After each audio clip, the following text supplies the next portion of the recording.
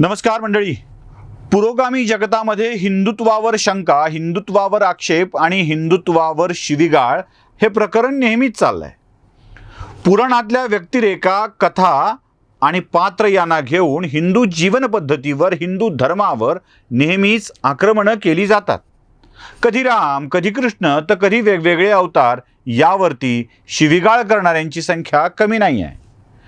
हे आक्षेप ज्या घटनांवर आधारित आहेत ते आक्षेप, घटना आणि याचं स्पष्टीकरण देण्याचा प्रयत्न करणारी ही वेगळी मालिका, जिचं नाव आहे म्हणजे नेमकं काय, आणि तीच घेऊन तुमच्या समोर आम्ही आलो आहोत. एक एक घटना अधिक स्पष्ट करून सांगण्यासाठी, एक एक आक्षेपाचं निराकरण करण्यासाठी.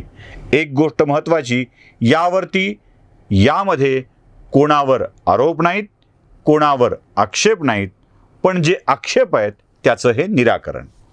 नमस्कार. म्हणजे नेमकं काय या मालिकेतल्या आणखी एका भागामध्ये आपलं स्वागत. आता आपण रामचरित्राच्या आणखी एका आक्षेपावर बोलणार आहोत. आक्षेप काय आहे? तर आक्षेप सुग्रीव आणि वालीच्या भांडणात रामावर आलेला आहे. वालीला सुग्रीव अशी भांडायला लावून, म्हणजे युद्ध करायला लावून, रामानं लपून वार केला आणि लपून चालवलेला बाण वालीच्या मर्मस्थानी लागला. वाली त्यात गतप्राण झाला. मग असा लपून वार करणारा राम एकपत्नी, एकवचनी, एकबाणी कसा असू शकतो, असाही आक्षेप घेतला जातो. खरं तर रामानं केलेलं हे युद्ध छळाचं, कपटाचं होतं. असा कपटी राम देव कसा असू शकतो, असाही आक्षेप घेतला जातो. अनेकांना रामचरित्राला कसं ना कसं तरी बदनाम करायचं आहे, म्हणून मग कपटी राम, छळणारा राम, चोरून वार करणारा राम अशा स्वरूपाचे आक्षेप घेतले जातात. आता घटना तपासूया. वालीनं सुग्रीवाचं राज्य हरण केलं. खरं तर वाली हा बलशाली, सुग्रीव राजा, पण सुग्रीवाचं राज्य हरण केलं. सुग्रीवाची क्षमता असताना त्याचं राज्य हरण केलं. आणि सगळ्यात मोठी गोष्ट म्हणजे सुग्रीवाच्या पत्नीचं देखील हरण केलं. आपल्या भावाची बायको, आपली रखेल बनवून ठेवणारा भाऊ, त्याचं राज्य सांभाळणारा भाऊ, आणि आसपास फिरकलं तरी प्रचंड मारणारा भाऊ.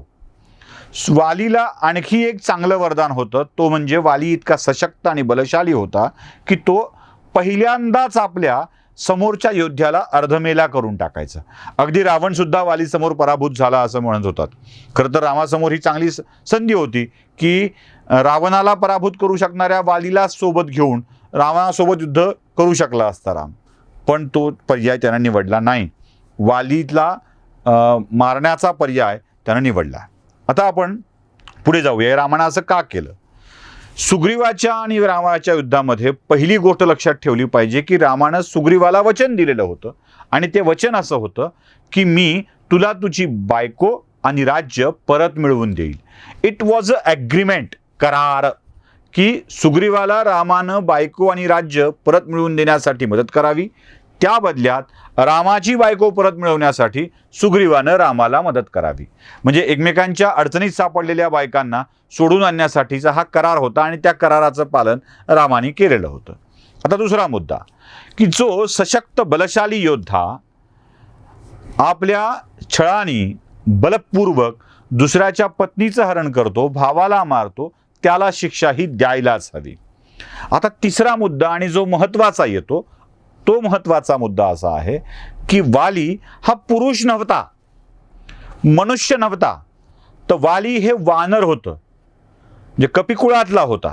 आणि या कपिकुळातल्या वालीला सुग्रीवासोबत, म्हणजे तोही कपिकुळातला होता, जंगलातल्या हिंस्त्र श्वापदाला पकडण्यासाठी सापळा लावावा लागतो.